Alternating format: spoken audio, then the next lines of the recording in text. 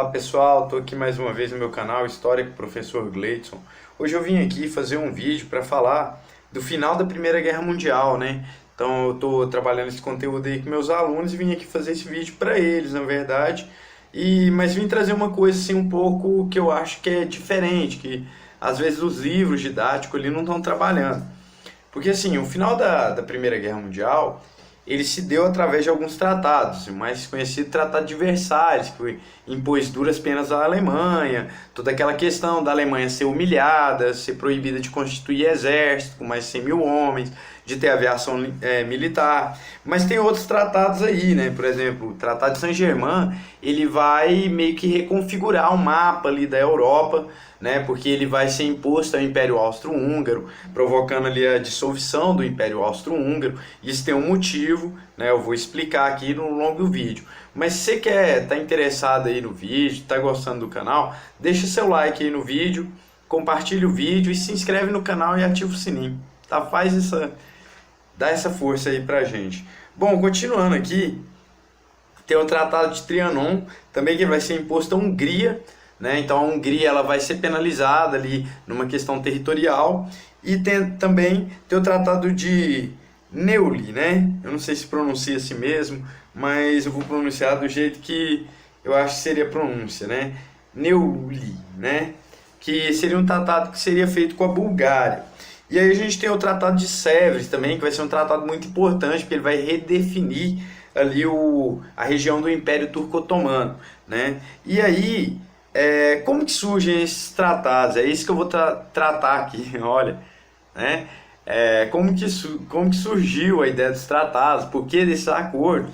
Eu vou tratar desse tema em específico, né? Tratado, como que eu vou tratar dos temas do tratado, né? Então é isso aí.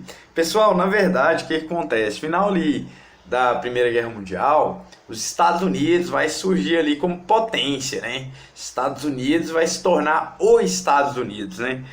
Então o que acontece? O presidente dos Estados Unidos na época, Woodrow Wilson, ele vai sugerir, digamos assim, 14 pontos para garantir a paz futura ali na região. E é nesse ponto que eu falo, nesse quesito, que às vezes o livro didático dá uma falhada, porque ele põe só o geral, e eu acho que fica assim, o aluno às vezes fica curioso, e dá para entender muita coisa depois que a gente vê esses 14 pontos, né? Então eu anotei aqui, fiz algumas anotações aqui, porque são 14, são muitos, e eu vou falar aqui, tentar explicar eles aqui rapidamente para vocês aí.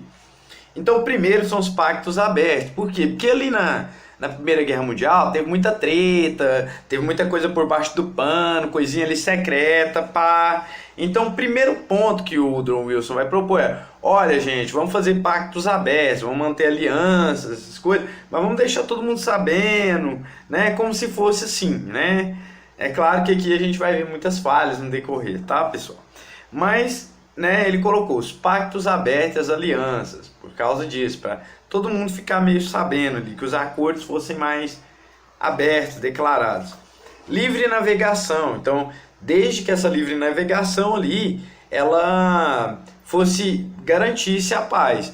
Essa livre navegação, a única imposição seria em casos de guerra. Então, se não houvesse casos de guerra, casos de restrição militar, deveria-se haver livre navegação, e ele coloca lá como um ponto bem amplo, né? Navegação em todos os mares, em todas as regiões, né? Isso é meio utópico para a época, né?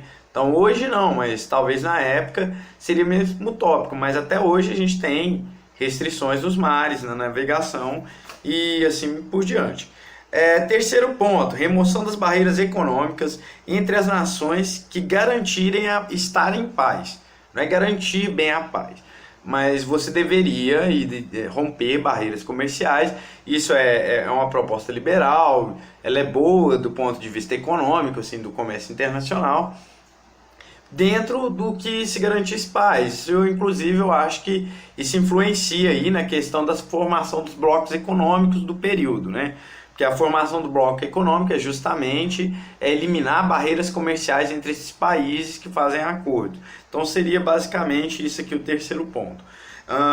Quarto ponto, redução das armas. Então, assim, uma das propostas é que os países, então, devido àquela corrida armamentista que tem ali, que antecede ali a Primeira Guerra Mundial, dos pontos que ele vai colocar é a redução das armas, de forma que as armas servissem apenas para garantir a segurança interna do país, garantisse a ordem do país e não para atacar outro país, porque essa corrida armamentista, que é aquele período que antecede, chamado de paz armada, né, ele nada mais foi que os países iam acumulando muitas armas. E já dava a entender que haveria sim uma guerra, que haveria um ataque, mesmo que aparentemente não houvesse um motivo naquele momento. Naquele momento, antes, claro, da guerra estourar. Quinto ponto, ajuste livre e imparcial com as colônias. Olha, isso aqui seria o seguinte, né? Então lá na África e na Ásia haviam várias colônias das potências imperialistas ali também no período que antecede a guerra, né? Então várias colônias vão ser alvo de disputa. E aí muitos vão alegar, por exemplo, que determinado país não estava ouvindo a população local, atendendo às reivindicações locais. O que eles vão colocar? Que as colônias aqui, então, no quinto ponto, ajuste imparcial com as colônias, ouvir as colônias as suas reivindicações. Bom, gente, no final eu vou falar disso aqui, mas vocês vão entender alguma coisa. Mas por enquanto, pensa aí, o quinto ponto é o ajuste livre e imparcial, né, com as leis, com as colônias, né? Sexto ponto, evacuação das tropas alemãs da Rússia. Então, na verdade, isso aí seria bem para o fim da guerra, vamos retirar as tropas, né? Isso aqui se torna oficial. Sétimo ponto, evacuação das tropas alemãs da Bélgica. Oitavo ponto, a devolução da Alsácia-Lorena, coisa que vai ocorrer lá com o Tratado de Versalhes, né? Então o Tratado de Versalhes vai atender essa exigência, esse ponto colocado aí pelo presidente Woodrow Wilson.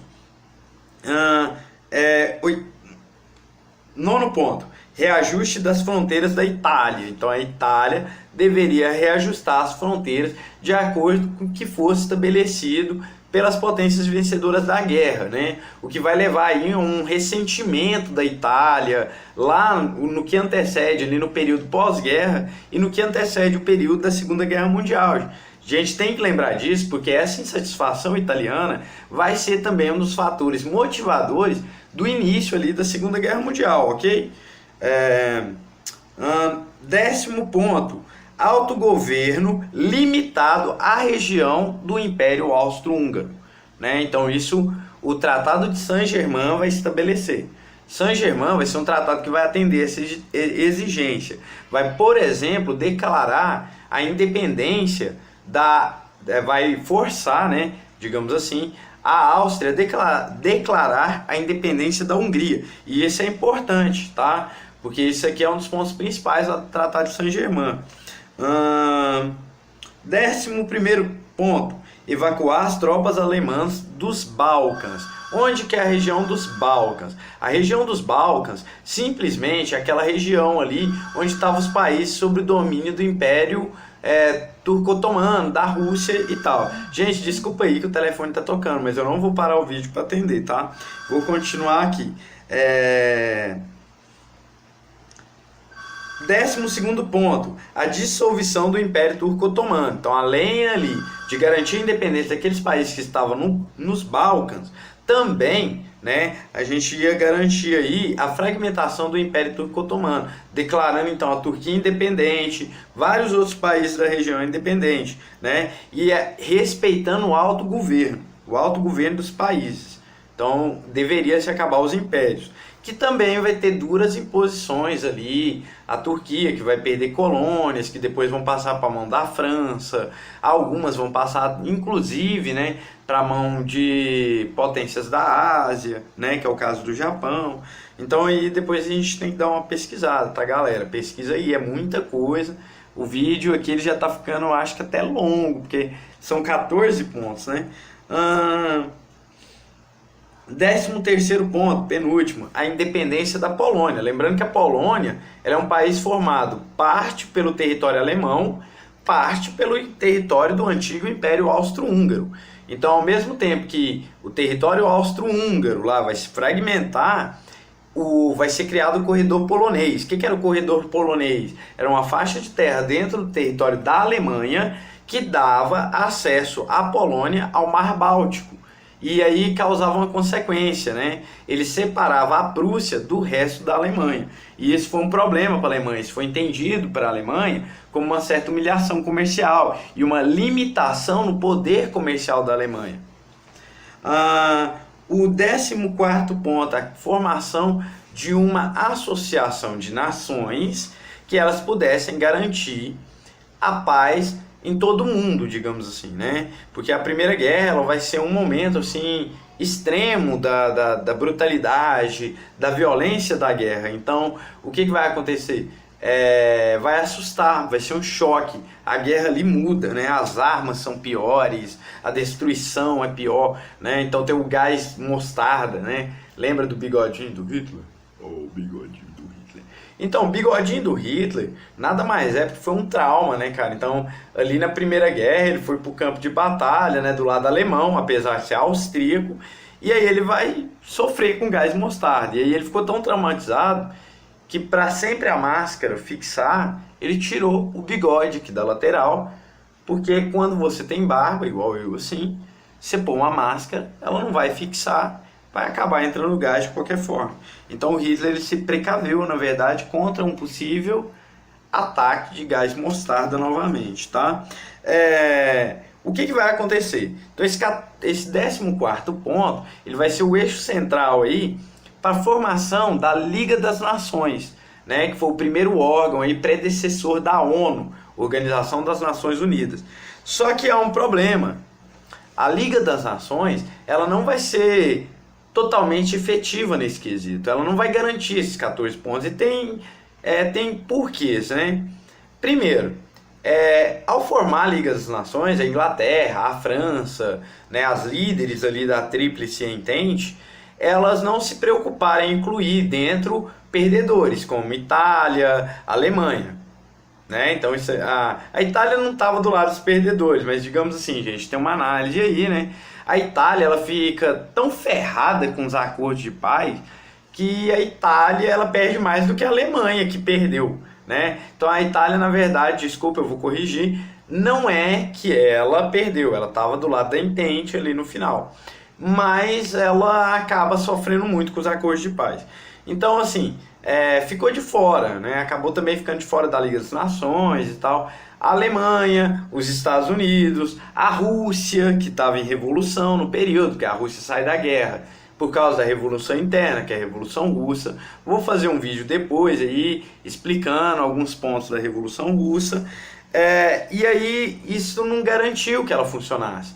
E aí tinha um outro agravante, qual que era? A Liga das Nações, ela não possuía, né, força militar própria. Então, assim, os seus recursos militares eram limitados aos países que pertenciam ali. E que no começo são muito poucos, são 23, muito pouco país, né? Então a Liga das Nações ela vai se expandir mesmo, vai se tornar uma organização maior, a Organização das Nações Unidas, lá no final da Segunda Guerra Mundial. Tanto é que vai acontecer a Segunda Guerra, porque a Liga das Nações não funcionou. Então a Liga das Nações era criada em 19, por sugestão dos 14 pontos do presidente Woodrow Wilson. Entretanto, os Estados Unidos, que emerge como grande potência, que tem ali um poder econômico nesse período, que vai fazer a diferença até na reconstrução do pós-guerra, fica de fora. Então a Liga ela acaba perdendo força, o que não vai conter então o desenvolvimento, o desenrolar da Segunda Guerra Mundial. E é sempre válido lembrar, né, que na Primeira Guerra a Alemanha é culpada, é acusada pelas outras de ser a maior provocadora da guerra, né, a maior motivadora. Entretanto, na Segunda Guerra ela realmente provocou, né, a gente tem aí o advento do nazismo. Então, como ela saiu humilhada ali do Tratado de Versalhes, eu sugiro pesquisar Tratado de Versalhes, Tratado de Saint-Germain, Tratado de Trianon, Tratado de Neuilly e Tratado de Sèvres, né, para a gente entender melhor o contexto. Como ela sai muito humilhada do Tratado de Versalhes, olha o que acontece. O Hitler, ele faz ali ele desenvolve armas, ele constitui exército, né? Ele faz uma aplicação militar que é proibida para ele pelo Tratado de Versalhes. Por mais que houvesse uma desconfiança, né, no período, ele faz tudo isso escondido, ele passa em cima do acordo estabelecido no Tratado de Versalhes. Assim, quando ele invade a Polônia, é a gota d'água, né? Então a gente tem... E ele passa por cima de vários desses 14 pontos, né? O fato de respeitar o autogoverno das regiões. Gente, quando ele invade um território e anexa ele ao território alemão, que é o caso da Áustria, mesmo que sem tiro, não houve nenhum tiro na invasão da Áustria, até porque o Hitler é austríaco, ele se considerava ali o mesmo povo germânico.